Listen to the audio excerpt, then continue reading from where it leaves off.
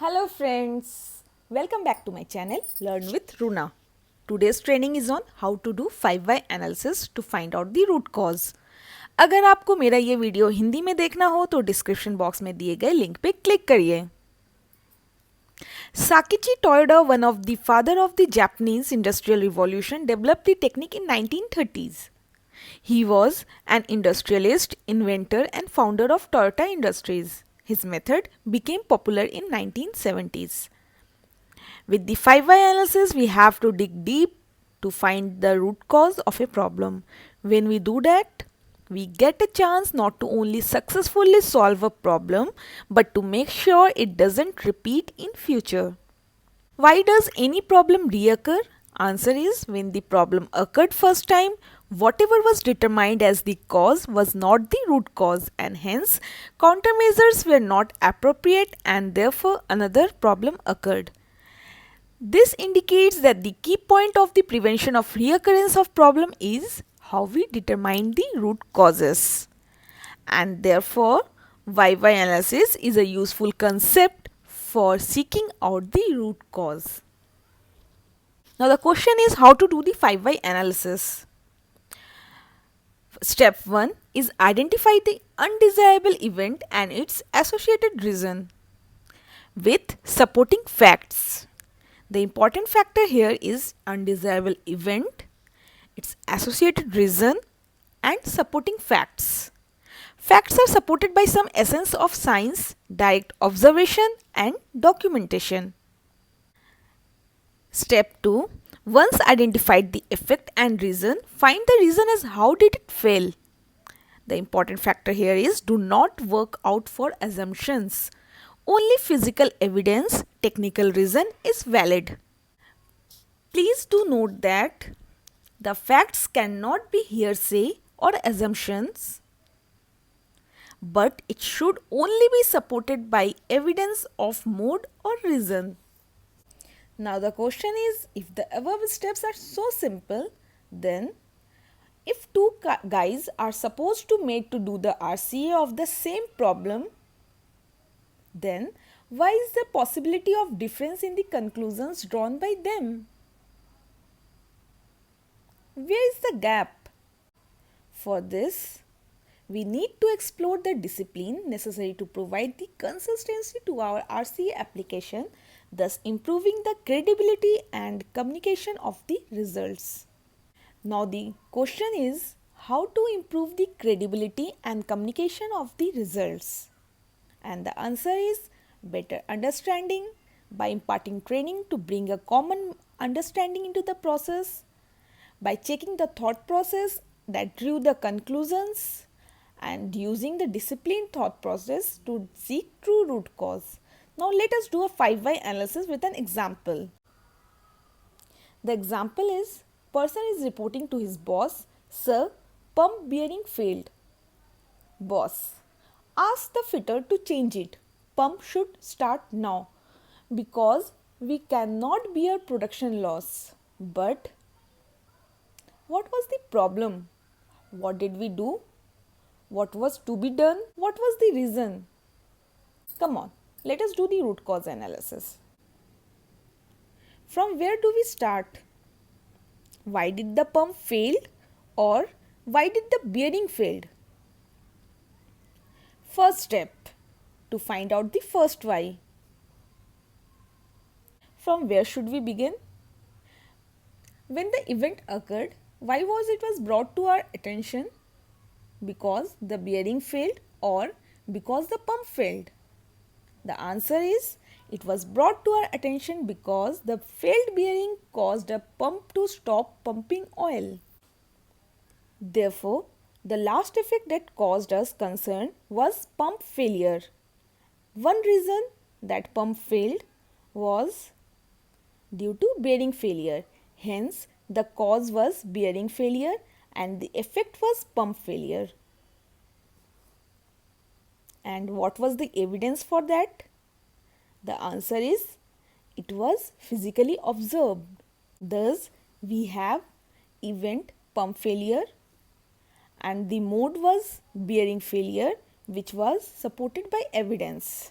Thus, the effect is pump failure and the reason is bearing failure.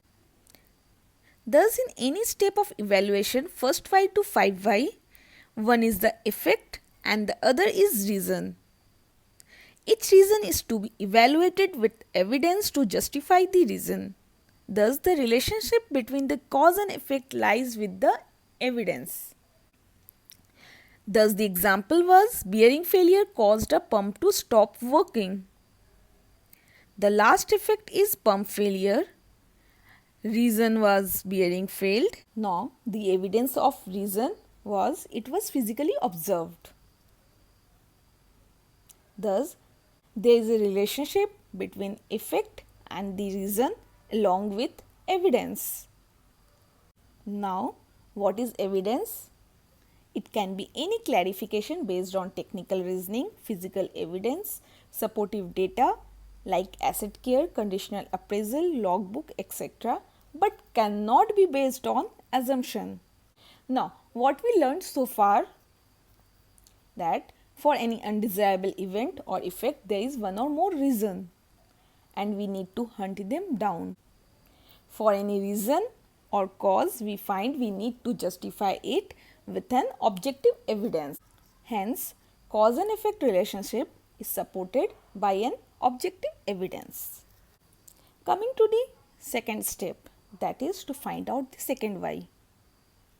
Often it happens that we tend to conclude faster without preset mind, that is jumping to the conclusion. Now, if we ask second why, that is why did the bearing failed, people usually give the cause which is already set in their mind.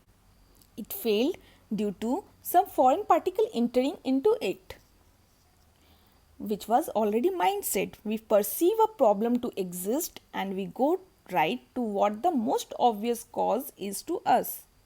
This is the finished product approach. No doubt we cannot deny this reason but need to have an evidence. We perceive a problem to exist and we go the right to what the most obvious cause is to us. We do not validate any of our assumption, we just assume a cause and spend money to implement a fix and hope it works. Experience shows that this approach to be ineffective and very expensive. Now let us find our second why, but in different way. Question was why did the bearing fail? Now replace the question with how can and ask the question again, that how can the bearing fail? For this we need to think with an open mind. At times we need to consult others. This is a disciplined thought process to seek result. Continuing our search backwards for the cause and effect relationship, we would then ask, how can a bearing fail? Our hypothesis may be erosion, corrosion, fatigue and overload. How can we prove which are true? What is the evidence behind? We asked, how can a bearing fail and not why did the bearing fail? How can it fail? This is brainstorming.